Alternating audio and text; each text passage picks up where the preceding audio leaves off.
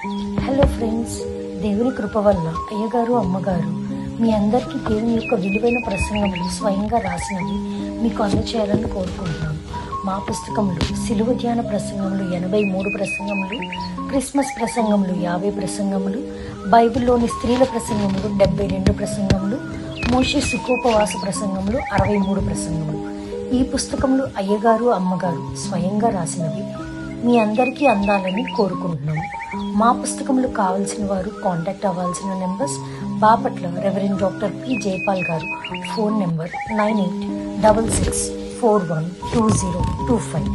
Guntur doctor P Prasadarao garu, phone number 9413685994 and 9705789407. మా పుస్తకంలో మీరు తీసుకొని చదివి ఆదరణ పొంది దేవుని మహిమపరచాలని కోరుకుంటున్నాము. Don't forget to like the video. Thank you.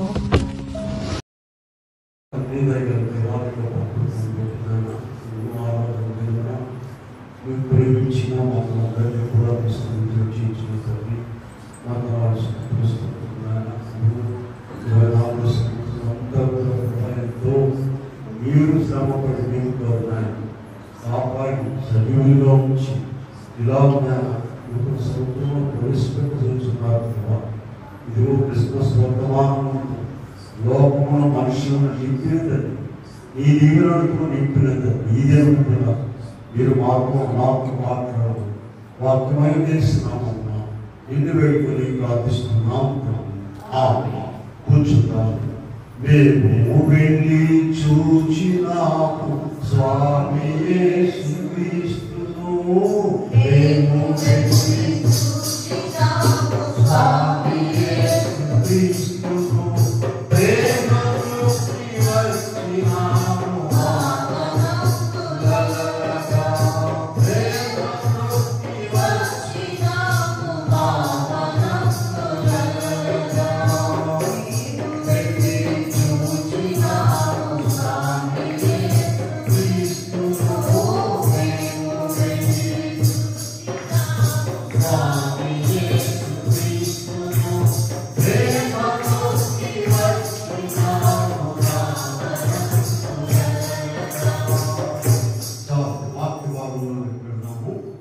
లూకా సువార్త 7వ అధ్యాయంలో 8వ వచనం నుండి చదువుతాము. ఆదేశంలో పొలంలో ఉండి రాత్రి వేళ తమ మందను కాచుకొనుచుండగా ప్రభుదూత వారి యొద్దకు వచ్చి నిలిచెను. ప్రభు మహిమ వారి చుట్టూ ప్రకాశించినందున వారు మిక్కిలి భయపడ్డారు. దేవుని బిడ్డలారా, ప్రభు నామమున నా కృపా సమాధానములు దేవుడి మీకు అనుగ్రహించునుగా. ఆమేన్. ప్రియమైన దేవుని బిడ్డలారా, క్రిస్మస్ కాలంలో ఉన్నాము. ప్రభు ఎంతో సర్వమానవులను ఆయన ఎరిగినా ఎరగకపోయినా, ఆయన స్థుతించినా స్థుతించకపోయినా కాపాడి బలపరిచి ఇదిగో 25వ సంవత్సరంలోనికి ఇంకా 7 దినాలు అందరూ కూడా ప్రవేశపెట్టై ఉన్నారు. అయితే పరిశుద్ధ గ్రంథంలో ఉన్న వాక్యం మన జీవితాలకు ఎంతో ఎంతో ప్రయోజనకరం, మన జీవితాలను మార్చేది, మనలను మహిమ జీవులుగా మార్చేది కనుక ఈ దినము కాపాడుల గురించి కొన్ని విషయాలు మనం మాట్లాడడం. వాక్య భాగం ఎలా ఉంటుందంటే, అందులో ఉన్నటువంటి వారికి, ప్రభు సన్నిధిలో ఉన్న వారికి, ప్రభుతో ఉన్న వారికి అది నిత్య నూతనముగా ఉంటుంది. లోకంతో నిండిపోయిన వారికి గొర్రెల కాపుల విషయమా, మరియమ్మ విషయమా, యోసేపు విషయమా ఇలా కనిపిస్తుంది. ఇలా ఎంతో శక్తి కలిగిన వాక్యం ఇది. చూద్దాం. అనేక రకాలుగా దైవజనులు దేవదాసయ్య గారు నా ప్రాణమా యెహోవాను సమర్పించుకొని 7 సార్లు చెప్పారు. ఒక ఆమె 7వసారి రాయకపోతుంటేను ఏమంటేను మీరు 7వసారి చెప్తున్నారండి అని చెప్పిందట. అయ్యగా చెప్పారట, ఇప్పుడు రాసుకొని చూడు నువ్వు వెళ్ళి, ఇప్పుడు చెప్పేది కొత్తగా ఉంటుందని. ఎందుకంటే ఆత్మ ద్వారా మాట్లాడే మాట ఊరికే అప్పటికప్పుడు ఏదో 4 మాటలు చిలక పలుకులు ఏదో నేర్చుకొచ్చే కాకుండా దివారాత్మను ప్రభు సన్నిధిలో నుండి గొడవపెట్టుకొని చెప్పే వాక్యాలు వీలుగా ఉంటాయి. ఆయన బట్టి చూడండి, ఇక్కడ పొలంలో ఉన్నారు వాళ్ళు. ఇక్కడ ఈ పొలము రూతు బోయజు ఉన్నటువంటి పొలముగా బైబిల్ పండితులు గుర్తించుకున్నారు. కనుక ఇక్కడ మనం చూస్తే మరి ఇక్కడ వారు దేవదూతలు వారి దగ్గరకు వచ్చారు. ఎందుకని క్రిస్మస్ వర్తమానం, మహిమ వారి యొక్క వర్తమానం చెప్పడానికి పరలోకం నుండి వచ్చారు. లోకంలో ఎంతో మంది ఉండగా ప్రత్యేకించబడిన వారి దగ్గరకు మాత్రమే రావడం ఇది చాలా విశేషమైన విషయం. అంతేకాదు ప్రత్యేకంగా లోకంలో ఎంతో మంది ఉండగా మన కొరకు ఈ క్రిస్మస్ వర్తమానము మనలను క్రైస్తవులుగా చేయడానికి, మనలను ఆయన బిడ్డలుగా చేయడానికి ఇచ్చినటువంటి ధన్యత చాలా గొప్పది. అది అంత తేలిగ్గా తీసుకోవచ్చు. చూసారా, యెహోషువ గ్రంథంలో 6వ అధ్యాయం 25వ వచనంలో చూసినట్లయితే యెహోషువ దూతలను పంపించాడు. ఎందుకంటే దేవుని ప్రజలైన వారు వేగు చూడడానికి వెళ్ళినప్పుడు ఆమె రాహాబు వేసిన వారికి ఆశ్రయం ఇచ్చి నడిపించింది కనుక తన దూతలను పంపి దేవుడు ఆమెను, ఆమె కుటుంబం వారందరినీ కూడా రక్షించాడు. ఇరుగు పట్టణం అంతా కూడా నాశనం చేసినప్పటికీ కూడా అలాగే ప్రభు రెండవ రాకడలో రాబోతున్నారు. మత్తయి సువార్త 24:31 చూడండి. అక్కడ చూసినట్లయితే మరియు ఆయన గొప్ప బోలతో తన దూతలను పంపును అనేటువంటి మాట. గొప్ప బోలతో చూడండి, ఎరుగు పట్టడం నాశనం కాబోతుందని, నాశనం చేయబోతున్నారు దేవుడు. యెహోషువ దూతలను పంపించాడు. ఎందుకు? రాహాబు వేసిన బంధువులు, వాళ్ళ అమ్మ తరపువాడు, నాన్న తరపువాడు, బంధువులు అందరూ కూడా ఇంట్లో చేర్చుకుంటారు. మనకు కూడా దేవుడు ఆయన వార్తలు ఇచ్చాడు, ఆయన మాట ఇచ్చారు, ఆయనే వచ్చారు, ఆయన గ్రంథం మన చేతికి ఇచ్చారు. అదే తేలిగ్గా తీసుకోవచ్చండి. ఇటువంటి వాక్యంలో మనం ఎదిగిన తర్వాత ఇదిగో రేపు మన దగ్గర కూడా దేవదూతలు పంపించబోతున్నారు. 24వ అధ్యాయం మత్తయి సువార్త 31 మరియు ఆయన గొప్ప బోరతో తన దూతలను పంపుతారు. ఈ చివరి నుండి ఆ చివరి వరకు నలుదిక్కుల నుండి వారిని నీవు ఆ లిస్టులో ఉన్నావు. అయితే రాహాబుకు వేసే ఒక బిరుదు నేను చెప్పండి, వేసేది బిరుదు. ఎప్పుడైనా అనుకుంటాం ఆ మాట తీసేసుకుపోయింది కదా తర్వాత అన్నా కాదు. ఎక్కడ గురించి రాసినా కూడా ఆ మాట రాస్తాం. ఎందుకంటే ప్రభు ఎవరినైనా రక్షిస్తాడు కదా. ఆమె ఎలాగైతే తన ఇంటి వారిని, బంధువులను, తనకి ఇష్టమైన వారందరూ కూడా తన ఇంట్లో చేర్చుకుంది, మరి నీవు నేను కూడా అలా చేర్చుకోగలుగుతున్నామా? వారికి వాక్యం చెప్పగలుగుతున్నామా? వారికి దేవుని వాక్యం వినిపించగలుగుతున్నామా అనేది మనము ఈ దినము కాపుల విషయంలో ఆలోచించాలి. గొర్రెల కాపుల్లో కొన్ని ప్రత్యేకతలు ఉన్నాయండి. వారు లేవీయులు, అన్ని గొర్రెల్లాగా కాదండి. ప్రత్యేకంగా బలి అర్పించడానికి నిష్ఠగా మేపేటువంటి కాపులు అంటే బైబిల్ పండితులు దాని అంతా కూడా ధ్యానించి మరి డేట్స్ అనేటువంటి ఆయన 40 సంవత్సరాలు బైబిల్ మీద ధ్యానం చేశారట. ఆ పరిసరాలన్నీ కనుక వీళ్ళు ప్రత్యేకమైనటువంటి మదర్ మేపి వారు బలి కొరకు, అలాగే ప్రత్యేక స్థలంలో మేపాలి వాటిని, రాత్రి పగళ్ళు జాగ్రత్తగా కాపు చేయాలి వాటిని. అన్ని కొద్దిలాగా కాదండి. మరి అటువంటి ఎన్నో ప్రత్యేకతలు ఉన్నప్పటికీ కూడా వారి ప్రత్యేక ఉన్నాయి కనుక దేవుడు వారి దగ్గరకు మనకు ఏ ప్రత్యేకత లేకపోయినా కూడా మనల్ని ప్రేమించి దేవుడు మన దగ్గరకు ఆయన వార్తను పంపించారు, ఆయన దూతలను పంపించారు, పంపించబోతున్నారు. రేపు రెండో రకంలో రావడమే కాదండి. దైవజనులు ఏం రాశారంటే ప్రభు దూతలు పరిశుద్ధులు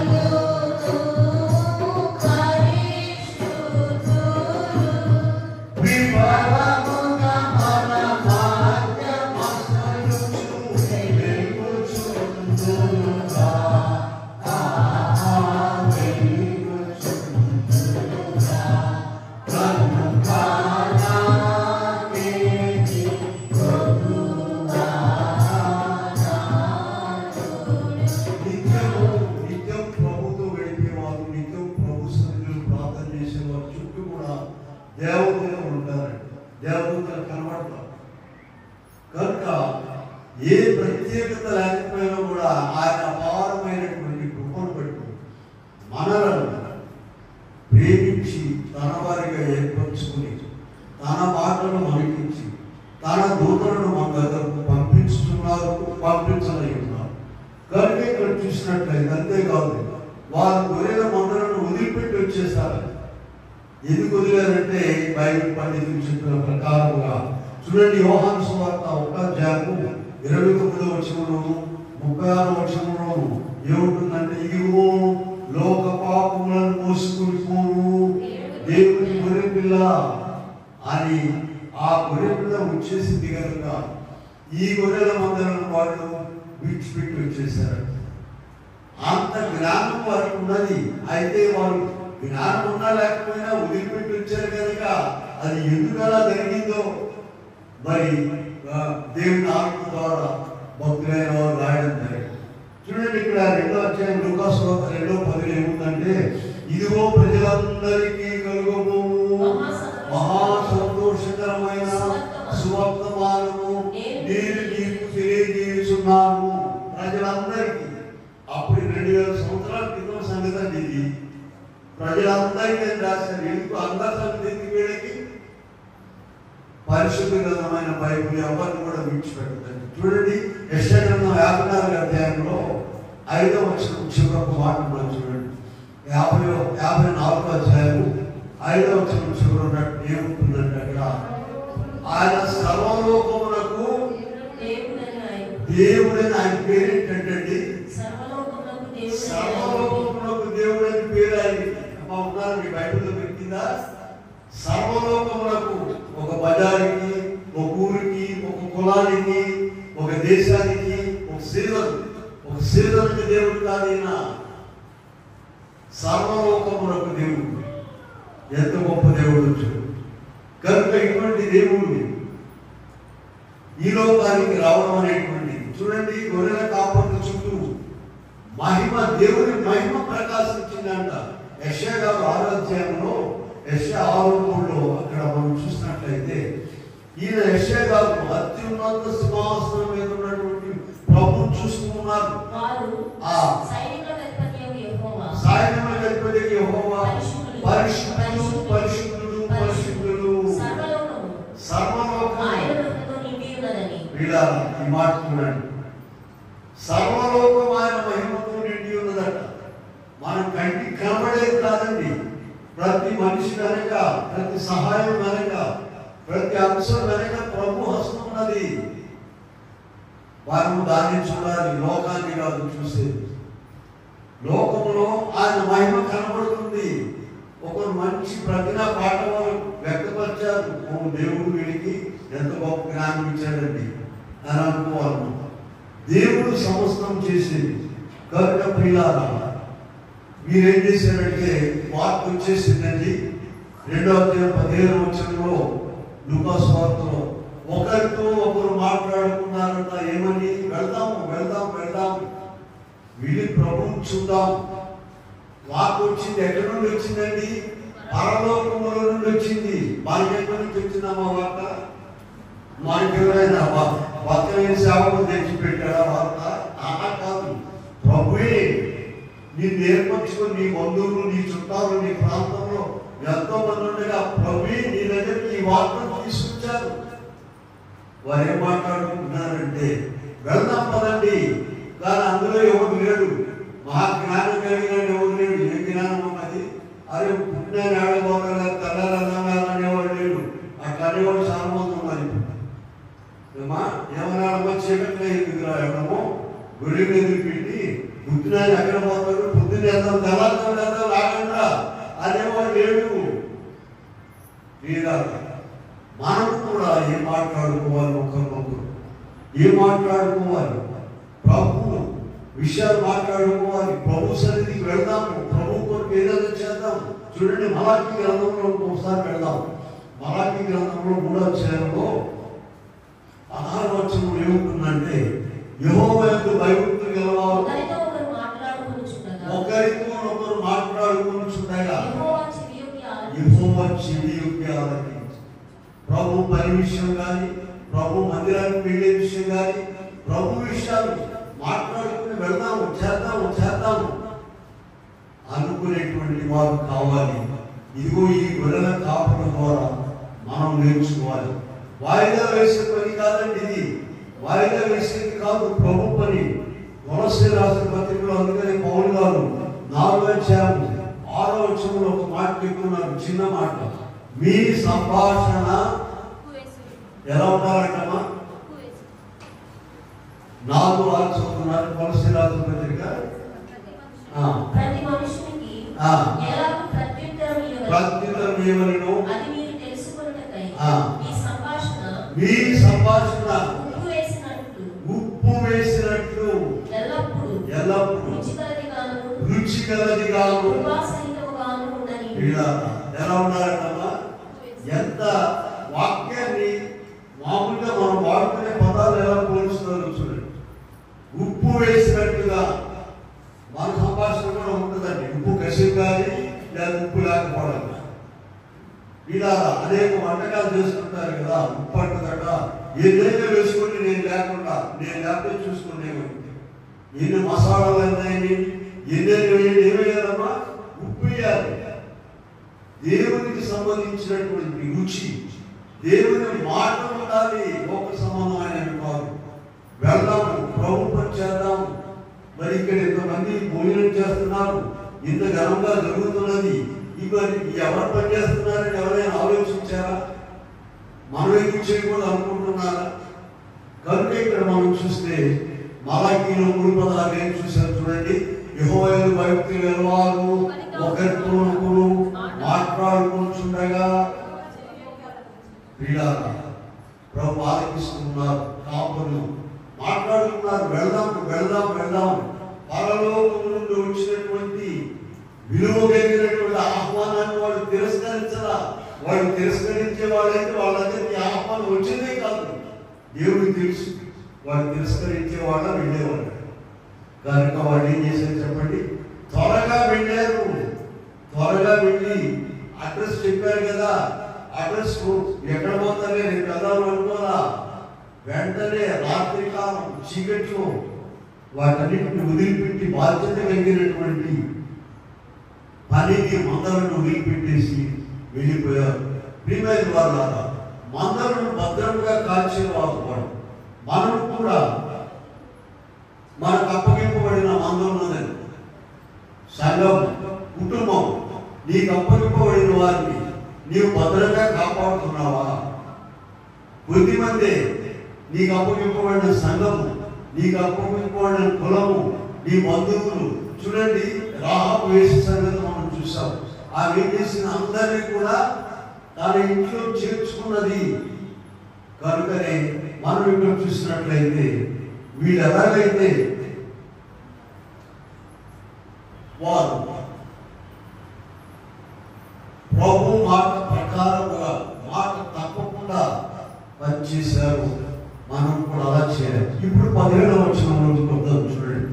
లూకా సువార్త తమతో చెప్పబడిన మాటలు ప్రచురం చేసి గొర్రెల కాపరులు తమతో చెప్పిన సంగతులను గురించి విన్నవారందరూ ఆశ్చర్యపడి చూడండి, మరియమ్మ యోసేపు అండి, ఇదేంటి సర్వలోక రక్షకుడు, రాజులకు రాజు, ప్రభువులకు ప్రభు అని చెప్పారు.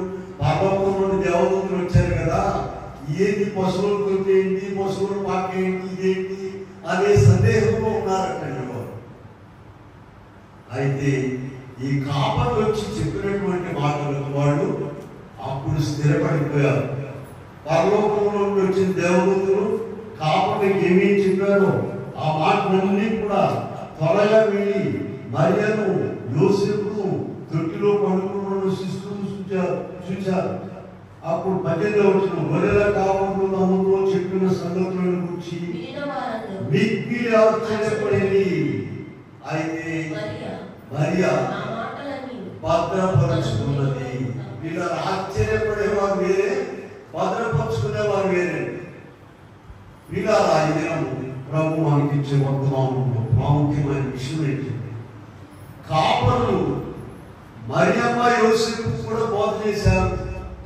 ఆ అక్కడ ఉన్న ప్రజలందరూ కూడా బోధ చేశారు. ప్రభు వారికి ఇచ్చిన దర్శనం వ్యర్థం కాలేదు.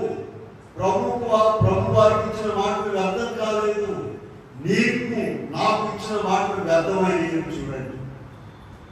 అంతేకాదు ఇక్కడ మనం 20వ వచనం చూసినట్లయితే అంతటా ఆ గొర్రెల కాపరులు చెప్పబడినట్టుగా విన్న వాటిని కన్న వాటిని దేవుని మహిమపరుచుచున్నారు. చూసారా? విన్న వాటిని కన్న వాటిని. ఇలాగా నీవు ఎంతకాలం నుండి దేవుని మాటలు వింటున్నావు? నీ విన్న వాటిని కన్న వాటిని నీ దగ్గరే ఉంచుకుంటున్నావా? అసలు దేవుడు నీకు మేలు చేశాడా? దేవుడి కృప నీ దగ్గర ఉందా? దేవుని శక్తి ప్రభావం నీ దగ్గర ఉన్నదా? ఎవరికైనా చెప్తున్నావా? చూడండి ఎంత గొప్ప కార్యం చేశారు వాడు. అందరికి కూడా సువార్త ప్రకటించారు. దావీదు గారు ఏం చెప్తున్నాడంటే 40వ అధ్యాయంలో 9వ వచనంలో 49 నేను నా పెదవులు మూసుకొనగా మహా సమాజమును నీతి సువార్తను నేను ప్రకటించి ఉన్నాను. ఆయనే సాక్షిగా పెట్టాడండి. మరి మనము ఒక్క మాటనే ఎవరికైనా చెప్తున్నామా? లేకపోతే ఎవరైనా చెప్తే వాళ్ళు అనుకుంటారని భయపడుతున్నాము. ఆలోచించండి. 96వ అధ్యాయంలో 2వ వచనంలో ఒక మాట దావీదు గారు రాశారు. అనుదినము ఆయన రక్షణ సువార్తను ప్రకటించుడి. అనుదినము సువార్తను ప్రకటించాలట. నీ ఒక్క మాట ఎవరికైనా సరే నీవు చెప్పగలుగుతున్నావా? ఇదేనా మనం పరిశీలించుకోవడానికి ప్రభు ఈ మాటలు మనం చెప్తున్నాం. 119వ అధ్యాయంలో ఒకసారి వెళ్దాం. చూడండి 46వ వచనంలో ఏముంటుందంటే సిగ్గుపడక రాజుల ఎదుట నీ శాస్త్రముల గురించి నేను మాట్లాడాను. వింటారు మా వాక్యము. కష్టపడినా ముగిస్తాను కదా, ఇంటికి వెళ్ళొచ్చాక వీళ్ళు రెడీగా ఉన్నాయి కదా. కాబట్టి 2 మాటలు మొదలుపోవచ్చు. టైం కదా కదండి. డబ్బులు కొడతారు అయినాక వెళ్ళిపోవడం. సిగ్గుపడక ఎవరికైనా ఏమైనా వేసుకోవడం గురించి చెప్తే ఏమైనా అంటారేమో, లేదా తీసుకెళ్ళి ఏదైనా వేరే పొలంలో గలుపుతారేమో, ఇటువంటి భయాలు ఏమనుకోకూడదు. లోకరికి కానీ చూడండి, లోకరికి మీకు ఎగ్జాంపుల్ చెబుతుంది. మహా టెన్షన్గా ఎలక్షన్ జరిగేటప్పుడు తాట గుడిసి మీద ఎర్రగంట పోతాడు ఒక ఆయన ఛాలెంజ్. రామన్ ఎవరైనా ఎవరి ఆడేవాడు డబ్బులు ఇస్తాడు, వీడేవాడు డబ్బులు ఇస్తాడు అని ఆశ ఉంటుంది ఆయనకి. తాట గుడిసి పడిపోతుంటుంది, ఎర్రగంట పోతాడు రామానండి. అతను మన ధైర్యం అనుకుంటా. చూడండి సిగ్గుపట్టు వాళ్ళని ఏమనుకుంటారు? అప్పుడు వీళ్ళు బాగా చదువుకున్నారండి, వాళ్ళు వేసుకున్న గురించి చెప్తే ఏమని అనుకుంటారేమో. చూడండి అక్కడ 2వ రాజుల గ్రంథంలోకి వెళ్దాం. 5వ వచనంలో 2వ రాజుల గ్రంథంలో అక్కడ ఒక ఆమెను వీళ్ళు అన్యులైన వారు పట్టుకొచ్చారండి. ఇశ్రాయేలు దేశం నుండి ఒక చిన్న దేవుని పట్టుకొచ్చారు. ఆమె నయమాను 5వ అధ్యాయము 2వ రాజుల 5వ అధ్యాయంలో ప్రారంభం చూసినట్లయితే సిరియా నయమాను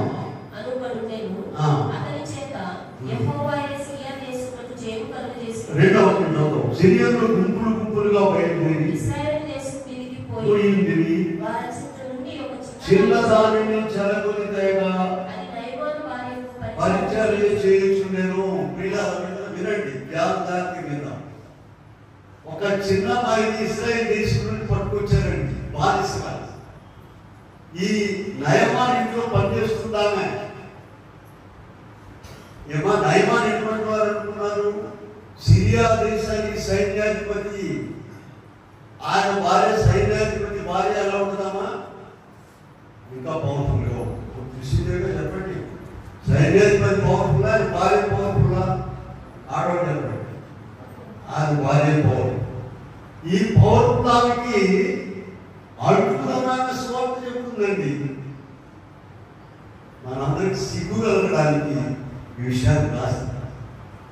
40వ అధ్యాయంలో 9వ వచనం చదివాను. దావీదు గారి కీర్తనలో 49 నేను నా పెదవులు మూసుకొనగా మహాసమాజంలో. చూసారా, ఆమె ఒకసారి కాదు ఎన్నోసార్లు ఆయన బయటంతా గ్లౌజులు వేసుకుని కుష్టివ్యాధి లేనట్టుగా పోజు పెట్టి వస్తున్నాడు. ఇంట్లోకి వచ్చిన చేస్తాడుగా, ఇంట్లో సోకంతా కనపడుతుంది కదా, వీడు కుష్టివ్యాధి అంతా ఇంట్లో కనపడుతుంది. ఈ అమ్మాయి సహించలేకపోయింది. దేవుడి మాటలతో నిండి ఉన్న బిడ్డ. ఇదిగో నా ఎన్నికలు చదవండి, అక్కడ ఎక్కడున్నామా? షోములో ఉన్న ప్రవక్త దగ్గరికి వెళ్ళాలని ఎంత ఆశ ఉంటుందండి. ఒకవేళ వింటే మనకైతే 100 అనుమానాలు. ఎలామని చెప్తున్నా ఈ ఇంటి ఆయన బాగు చేయకపోతే తొందర మనంటే జీవితంతా కొడతారు. నీకు విశ్వాసం ఉండాలి ముందు. ఇలా ఇక్కడ ఇంత గొప్ప కార్యాలు జరుగుతున్నాయి, ప్రభు ఏర్పాటు చేశారు, మంచి వర్తమానాలు ఇస్తున్నారు. ఎన్ని సాక్ష్యాలు పెడుతున్నావు ఇక్కడ, ఎవరికైనా చెప్తున్నారా? నేను 100 మాటలు చెప్పాను, ఇది వ్యాపారం కాదని. ఏమా వెర్సి గారు, జైపాల్ గారు పులిపోయి చెప్పుకొని అనుకుంటున్నారమ్మా మీరు కూడా రండి కొట్టడానికి ఆయన అనుకుంటున్నారు కొంతమంది. ఇలా చూడండి, ఆమె ఎన్నిసార్లు చెప్పిందో. చాటుదాము చాటుదాము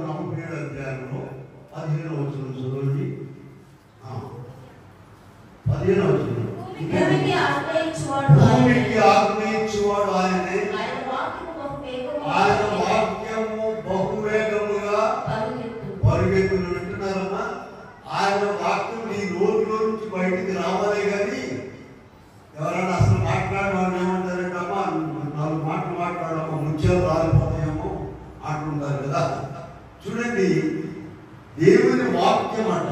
నీ బైబిల్లో చూసుకోండి, బహువేగముగా. ఇక్కడ చూడండి, నయమాన్ విషయం చూద్దాము.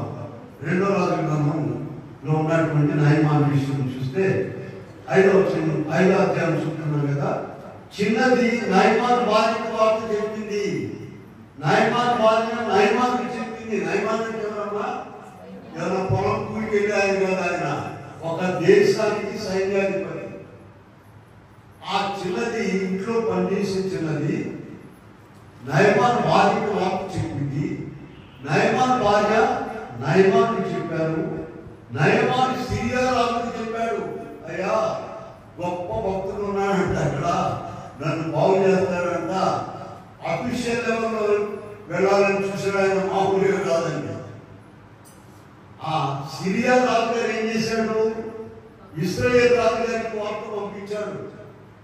ఇశ్రాయేలు రాజుగారు చూడండి ఎంత విచిత్రం అంటే, ఇశ్రాయేలు రాజుగారికి అసలు భక్తులు ఉన్నాడని తెలియదు, ఆయన బాగు చేస్తాడనుకోండి. ఏ దేశంలో అయితే ప్రవక్త ఉన్నాడో ఆ దేశ రాజుగారికి తెలియదు. ఇక ఇశ్రాయేలు రాజుగారు మీరు లోపల చూసుకున్న తర్వాత వాటిని చింపుకుని, నేనేమన్నా కుష్ఠవ్యాధిని బాగు చేయగలనా, నాకు ఇటువంటి ప్రశ్నలు వేశారు, నేను ఎక్కడ తెచ్చి బాగు చేయనని అలాంటిపోతున్నాడు. ఎవరు? ఇశ్రాయేలు రాజు గారు.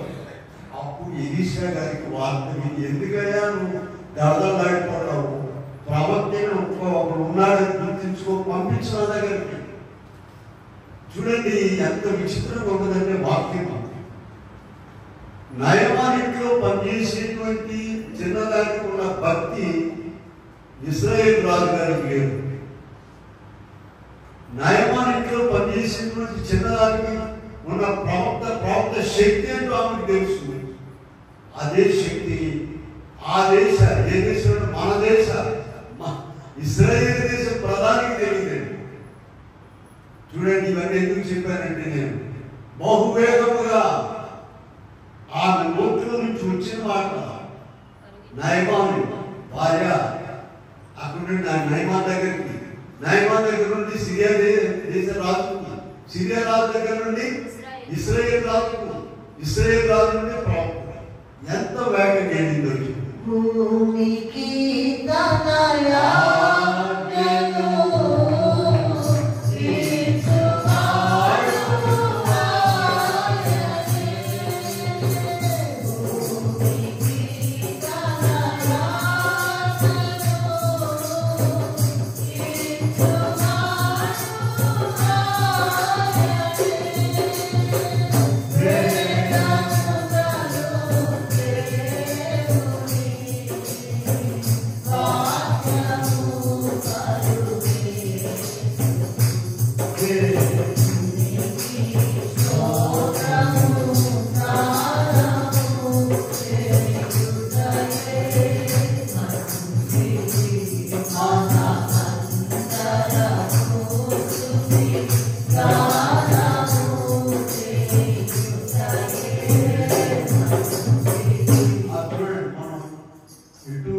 వెళ్ళామంటే 119:46 నుంచి వెళ్ళాము. 119 అధ్యాయం 46 దావీదు గారు ఏం చెప్తున్నాడంటే, సిగ్గుపడక రాజుల ఎదుట నీ శాస్త్రములను, అమ్మో వాళ్ళు డబ్బులున్న వాళ్ళు, బహు చదువుకున్న వాళ్ళు వేసుకున్న గురించి ఏమైందో అనే భయం నీలో ఉండనక్కర్లేదు. కాపలు ఎలాగైతే ప్రకటించారో అలా మనం కూడా ప్రకటించాలని ప్రభువు ఈ మాటలు మనకు చెప్తున్నారు. వారు ప్రకటించారు కనుక వారి పేరు ఎక్కడ రాశారమ్మా? ఇదిగో బైబిల్లో రాశారు. నీవు కూడా ప్రకటించినట్లయితే ఆ జీవ గ్రంథంలో రాయాలి మన పేరు. ప్రకటన గ్రంథంలోకి వెళ్ళండి, 20:15 చూద్దాం. ప్రకటన గ్రంథం 20:15 ఎవరి పేరైనను రాయబడినట్టు కనబడని ఎడల ఇలా ఎవరైనా అనుకోవచ్చు, దారిపోయేవాడు బాబు మా పేరు రాయింది ఎక్కడ భక్తిని అని. అట్లా బ్రతికివ్వడానికి లేదండి. ఆయన కాలంలో సమయము, సూర్యచంద్ర నక్షత్రాలు, భూమి ఆయన చేతులు ఉన్నాయి. ఒక రోజు ఆయన అన్నింటిని ముగించబోతున్నాడు. అప్పుడు నేను ఎక్కడ ఉంటావు ఆలోచించు. అందుకని ఆయన ప్రేమ కలిగిన వాడు కనుక అందరికీ అవకాశం ఇస్తున్నాడండి. అందరినీ పిలుస్తున్నారు, అందరినీ రమ్మంటున్నారు. కనుక ఇదిగో కాపలు అంత పనిచేశారు కనుక వారి పేర్లు ఇదిగో గ్రంథంలో రాయబడుతున్నాయి. ప్రపంచంలో అన్ని భాషల్లో చెప్పుకుంటూ ఉన్నారు. ఇలా నేను ఇప్పుడు లెక్క చెప్పాను కదా, ప్రపంచంలో 6500 భాషలు ఉన్నాయండి. మాకు పరిశుద్ధ గ్రంథము 2500 భాషలు. ఏ గ్రంథం కూడా ఇన్ని భాషల్లో లేదు. దేవుని వాక్యం ఎవడో తెల్లవాడు నల్లవాడు ప్రచారం చేసేది కాదండి. డబ్బులు ఇచ్చి దుప్పటి ఇచ్చి ప్రచారం చేసేటువంటిది కాదు. కనుక ఇక్కడ మనం చూసినట్లయితే ఇక దావీదు గారి విషయం చూస్తే చూడండి ఎన్ని ఉన్నాయో రిఫరెన్స్. దావీదు గారు నేనే దాదాపు ఒక 8 రాసుకున్నానండి. ఇక్కడ మన సమయం లేదు. అటువంటి దావీదు గారు రాజ్య పరిపాలన ఎప్పుడు చేశారు? 150 కీర్తనలు చూడండి.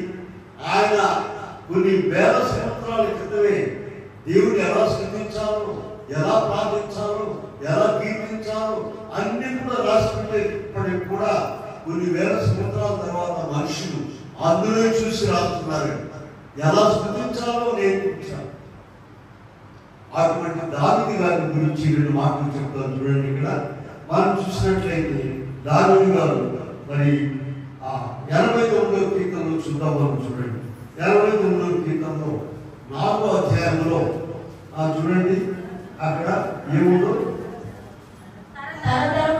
తరతరములకు నీ సింహాసనము స్థాపించాను. నా సేవకుడైన దావీదుతో నేను ప్రమాణం చేస్తున్నాను. ఒకసారి కాదండి, 29వ వచనంలో చూడండి, 35వ వచనంలో చూడండి. శాశ్వత కాలం వరకు అతని సంతానమును ఆకాశమున్నంత వరకు అతని సింహాసనమును నేను నిలిపెదను. ప్రియులారా, దావీదు గారికి ఎంత గొప్ప స్థితి ఇచ్చారో చూడండి.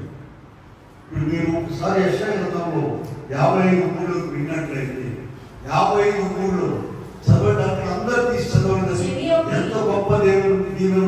చెవి యొగ్గి నా యొద్దకు రండి, మీరు వినిన ఎడల బ్రతుకుదు. నేను మీతో నిత్య నిబంధన చేసేదను. నిశ్చయముగా దావీదునకు చూపిన శాశ్వత కృప ఇలా దావీదు గారు అసలు తన నోరు మూసుకోలేదండి. సమాజంలో ఎక్కడ పడితే అక్కడ ప్రభువు గురించి ప్రకటించారు.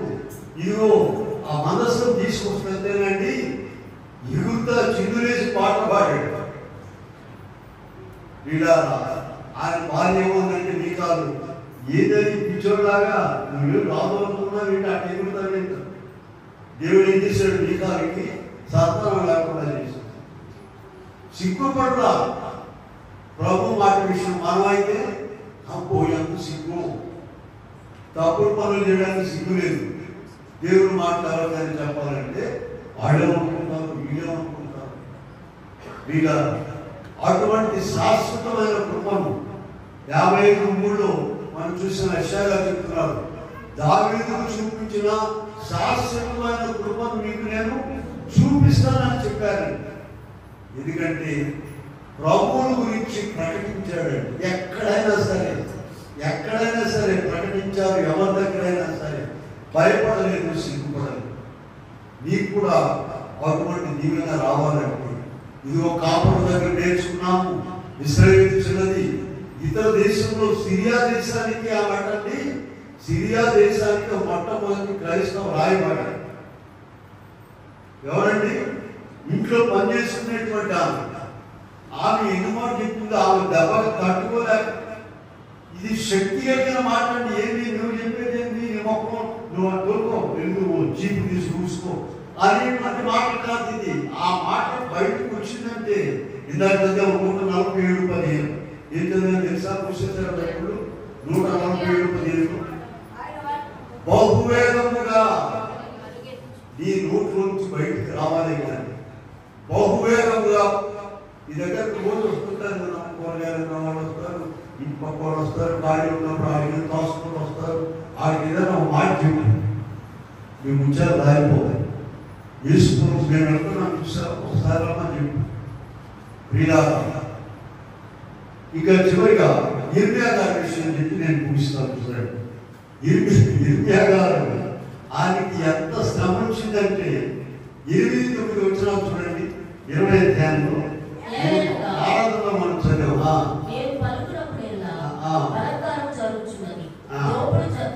జరుగుచున్నదని ఎలుగెత్తి చాటిపోవలసి వచ్చును. దినమెల్లా యెహోవా మాట నాకు అవమానములకు అపహాస్యములకు హేతు అయ్యను. ఆయన పేరు నేను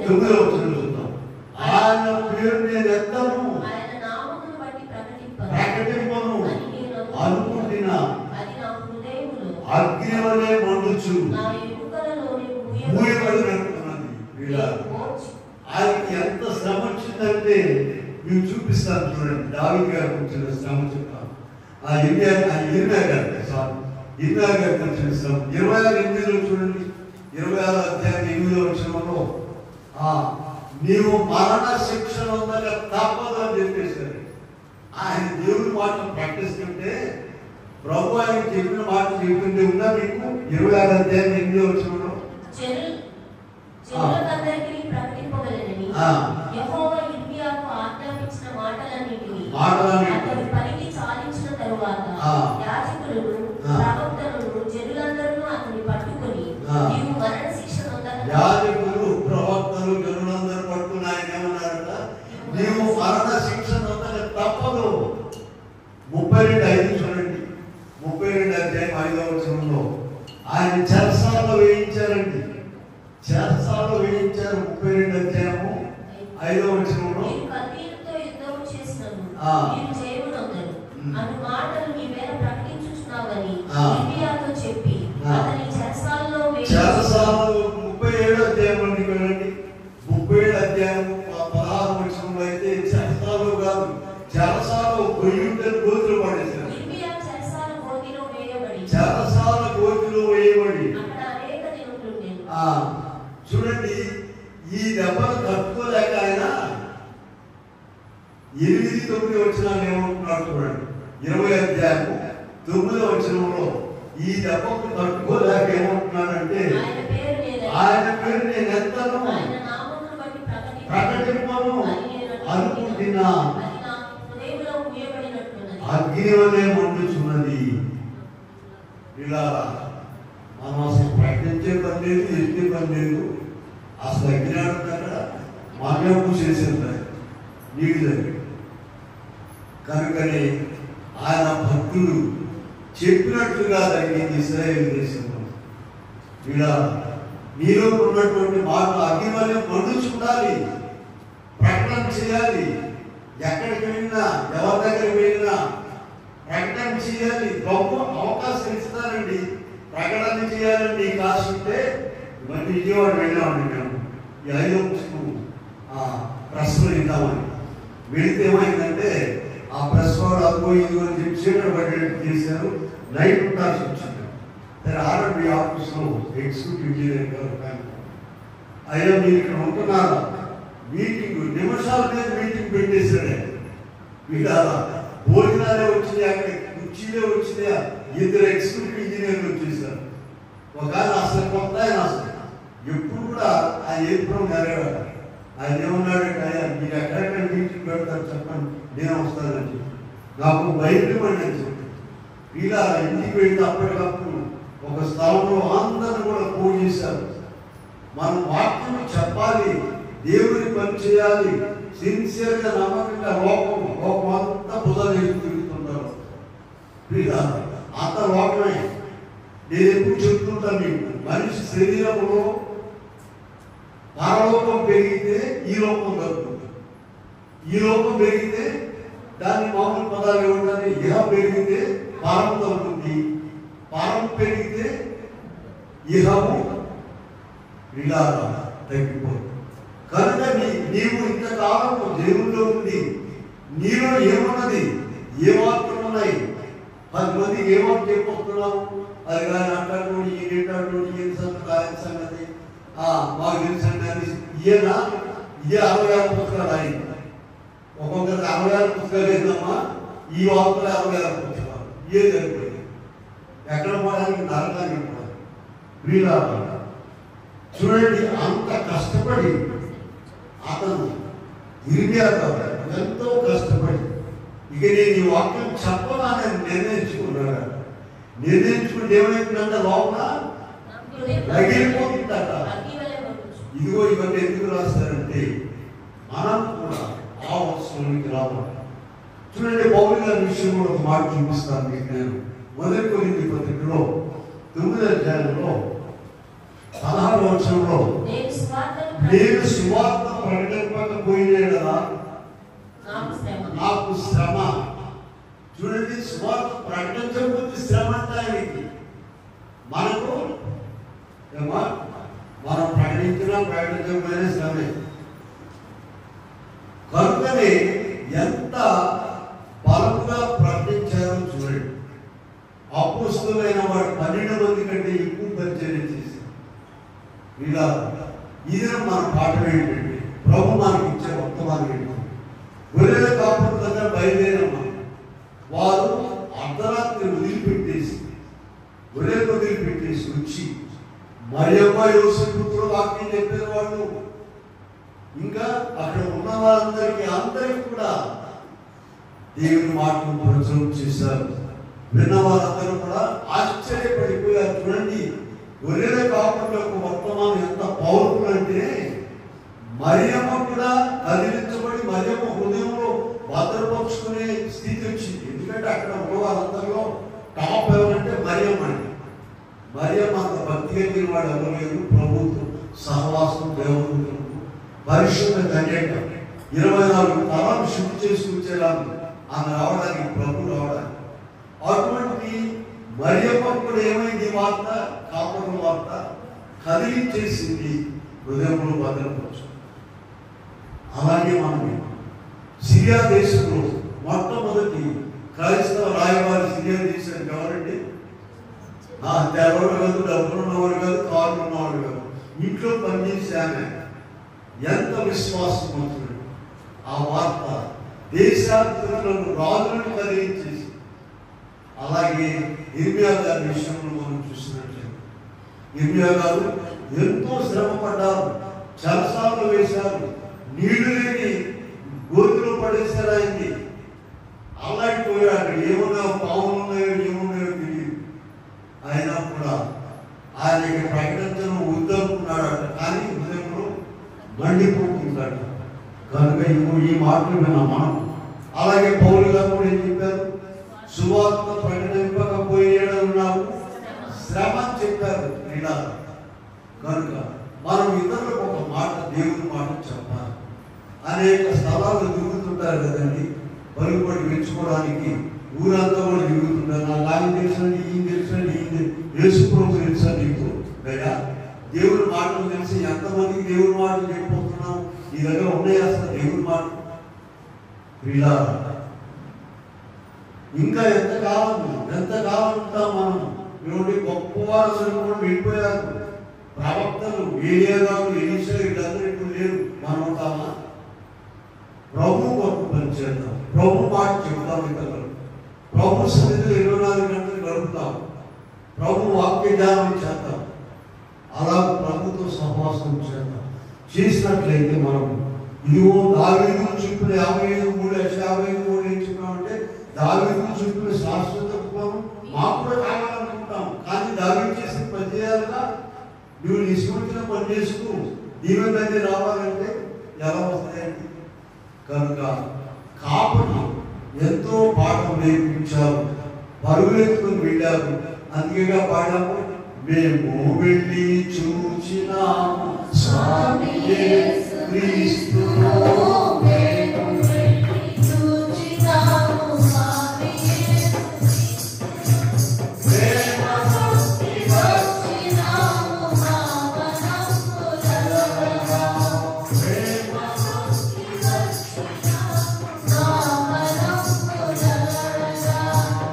మాకు సర్వగర్వమని మంచి మాట వచ్చెను, మాకు సర్వగర్వమని మంచి మాట వచ్చెను, మాకు నీ సువార్త చెప్పమాకు ఎంతో కలిగెను, మాకు నీ సువార్త చెప్పమాకు ఎంతో కలిగెను.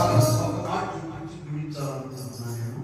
89వ కీర్తనలో 3 సార్లు చెప్పాడండి. ఇప్పుడు దావీదు శాశ్వతమైన సింహాసనాన్ని స్థాపిస్తాను, భూమి ఉన్నంత వరకు, సూర్యుడు ఉన్నంత వరకు అని చెప్పి 37 వచ్చిన ఒకసారి చూడండి. నా పరిశుద్ధత తోడని నేను ప్రమాణం చేసి దావీదుతో నేను అబద్ధం ఆడను. ఎంత ఒట్టు పెట్టుకున్నారు దేవుడేనండి, దేవుడు ఒట్టు పెట్టుకుంటున్నాడు. దావీదుతో నేను అబద్ధం ఆడను. చూడండి, ఆ స్థలంలో ఒక సృష్టికర్త దేవుడు యేసు పేరు మీద ఈ లోకానికి వచ్చి దావీదు కుమారుడు అనిపించుకున్నాడు. ఏమండి, గుడ్డోడు, గుడ్డోడు, కుష్ఠవ్యాధులోడు, అయ్యా మరియమ్మ కుమారుడా, యేసు కుమారుడు అల్లా వాడు ఏమన్నారు? దావీదు కుమారుడా. వాడు ఎంత జ్ఞానంతో చూడండి. ఇశ్రాయేలు దేశంలో ఉన్నటువంటి బిడ్డలు దేవుడు అంత జ్ఞానం ఇస్తాడు. ఆత్మ జ్ఞానం, పరిశుద్ధాత్మ జ్ఞానం. వాడు దావీదు కుమారుడు మమ్మల్ని క్షమించమని గుడ్డివాడు. అటువంటి దావీదు ఇచ్చినటువంటి శాశ్వతకు మనం కూడా ఇవ్వాలంటే దావీదు ప్రకటన చేయాలి. ఎంతో మందికి ప్రకటన చేశారు, బోధించాడు. ఆయన రాజ్య పరిపాలన ఎప్పుడు చేశాడు, ఆయన కీర్తనలు ఎప్పుడు రాశాడు. 3 సార్లు ప్రార్థన చేసేవాడు అంటే రోజు. 55వ కీర్తనలో 75వ వచనం 17వ వచనం చూసినట్లయితే 55వ కీర్తన 55వ కీర్తన ఉదయము, మధ్యాహ్నం చూడండి, మూడు సార్లు ఆయన ఎప్పుడు ప్రార్థన చేసేవాడు, రాజ్య పరిపాలన ఎప్పుడు చేశాడు, కీర్తన ఎప్పుడు రాశాడు. చూడండి, అబద్ధవాడను దారులు చెప్తున్నాం. అటువంటి పని మనం కూడా చేయగలిగినట్లయితే ప్రభు గొప్ప దీవెన ఆశీర్వాదం మనకు అనుగ్రహిస్తాం. అట్టి కృపాదేవుడు మనకెల్లరికీ అనుగ్రహించును కాక. ఆమె చిన్న ప్రార్థన చేద్దాము. అందరికీ పిలిపించండి. ప్రేమలో మా తండ్రి దయగలవా, ఎన్నో విషయాలు మీ గ్రంథం నుండి మా జీవితాలంతా బోధిస్తూనే ఉన్నాం. అయితే మేము వాటిని అనుసరించాలి. ఇదిగో ఇదే మీరు మాకు ఇచ్చిన వర్తమానం, ఈ వాక్యం ప్రకటించాలి. బహువేగంగా పరిగెత్తి నోట్లో నుంచి బయటకు రావాలి. కానీ వేగంగా అనేక మంది దగ్గరికి వెళ్ళిపోతున్నారు. అలాగే మేము గొర్రెల కాపల వలన, ఇర్మ్యాగారి వలన, నేను ఇస్రాయేల్ చిన్నది, సిరియా దేశంలో ఉన్న చిన్నదాని వలన, అయ్యా పౌలు గారి వలన నీ వాక్యం ప్రకటించే కృప, నీ మాటను ఇతరులకు చెప్పే కృప దయచేయమని, దీవించమని ఈ స్నామమును వేడుకొని ప్రార్థిస్తున్నాము. ఆమేన్.